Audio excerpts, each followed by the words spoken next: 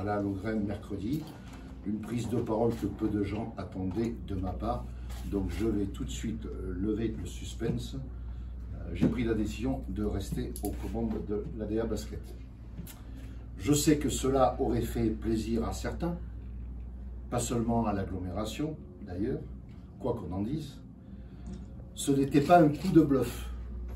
Certains pensaient que c'était un coup de bluff de ma part. Je rassure, ce n'était pas un coup de bluff. Je suis vidé de ces batailles elles-mêmes, vidé de tout sens. Pour autant, après réflexion et discussion tout au long de la semaine qui vient de s'écouler, et plus particulièrement avec notre partenaire financier, en faisant ce futur centre de performance, j'avais pris la décision de faire peser sur la SSP 1,6 million d'emprunts.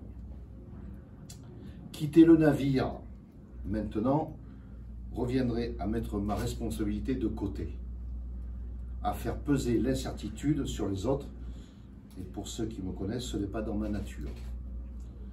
Pour autant, j'ai longtemps hésité à prendre cette décision. Je reviendrai un petit peu sur le contenu de mon intervention mercredi. En aucun cas, je n'ai fait preuve d'agressivité. Je n'ai pas râlé comme j'ai pu l'entendre.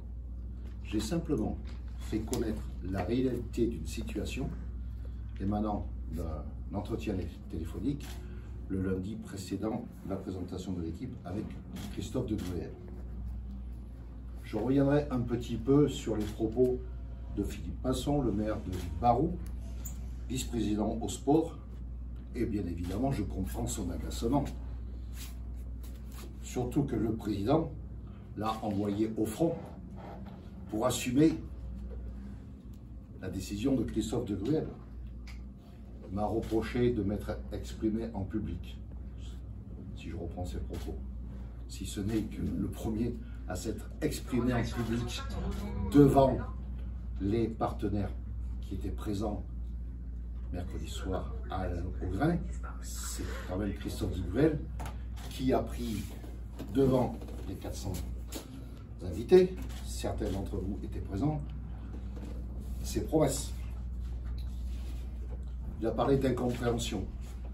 Alors je dis, pour moi elle est très claire, il y a une différence notable entre les propos de Christophe de Gruel quand il m'appelle dans ma voiture, je suspends, et les propos de Philippe Masson, pour ceux qui étaient présents, mercredi soir, qui dit on y travaille. J'ai moi-même été étonné par cette remarque. Ayant pris ma décision, j'ai envoyé ce week-end à l'ensemble des maires composant le bureau communautaire un courrier pour les sensibiliser sur le bien fondé de notre demande.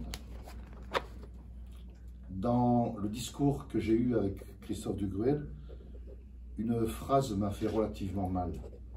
L'ADA, c'est pas l'Olympique de Marseille. Oui, c'est pas l'Olympique de Marseille. Pour autant, cette phrase-là m'a blessé.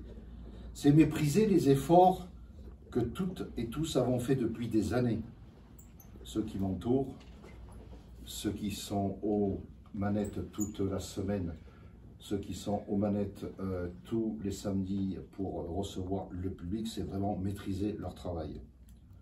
Cela prouve aussi qu'il nous reste un travail à faire autour du basket. Si remplir le jeu de paume tous les soirs de match à plus de 100% n'est pas suffisant, il nous reste du travail. D'ailleurs, je vous invite à consulter un article qui est paru sur le journal Le Monde en date du 29 juillet 2023. 50% des équipes de Biltic évoluent dans des villes de moins de 100 000 habitants. Et le titre de l'article, pour moi, a toute son importance. C'est la différence entre Paul Seignol et Christophe de Gruel. Avec la NBA, le basket français prend un virage de sport business. Oui, moi je suis un businessman. Lui, il ne l'est pas. C'est peut-être ça aussi notre différence. Sur la situation actuelle, la réalité est la suivante. Nous ne pouvons prendre de nouveaux abonnés. Nous ne pouvons plus vendre de billets. S'agissant des partenaires, c'est relativement simple. Nous n'avons plus de sièges à leur mettre à disposition. Quelques chiffres. Sur les trois derniers exercices, les résultats financiers de l'ADA sont soit juste à l'équilibre, soit nous dégageons un petit bénéfice entre 8 000 et 4 000 euros. Que voulez-vous que l'on fasse avec cet argent? Notre club a atteint son plafond. On sait que dans ces conditions, nous ne pourrons pas gagner plus. Gagner plus, cela veut dire se développer, recruter des joueurs plus aguerris, donner à voir un spectacle plus sensationnel. Je le rappelle, je suis bénévole. Je me bats pour ce club, pas pour moi. Et je le dis souvent, et là je vais sûrement choquer encore, Paul Seignol et son épouse paient sa place. La troisième place, qui est à mes côtés, c'est éventuellement pour recevoir un partenaire ou une personnalité. Oui, Christophe Degruel, je paie ma place. Et d'ailleurs, si nous étions à l'Olympique de Marseille, en écho à cette petite phrase du président Degruel, croyez-vous que l'agglomération aurait le même discours? Assurément non. Marseille et le foot de l'OM, c'est plus qu'une histoire d'amour, c'est presque une religion. Un amour transpartisan qui rassemble largement. Et pour terminer mes propos, tout ce qui nous avait été promis, je l'ai valorisé en termes de résultats financiers.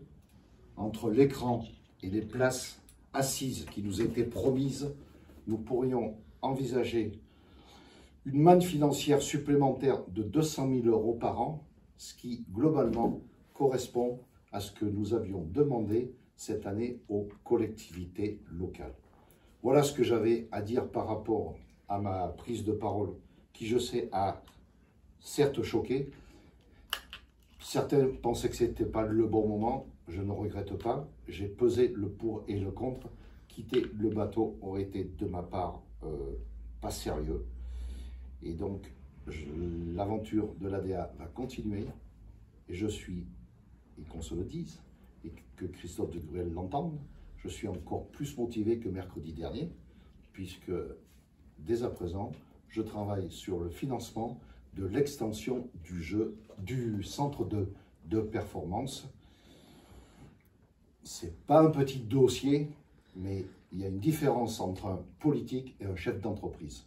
Voilà ce que j'avais à dire par rapport à mon intervention de mercredi. Donc, vous étiez bien évidemment invité à cette conférence de presse pour le lancement des travaux du centre de performance. Donc, on a l'homme de l'art qui va vous expliquer un petit peu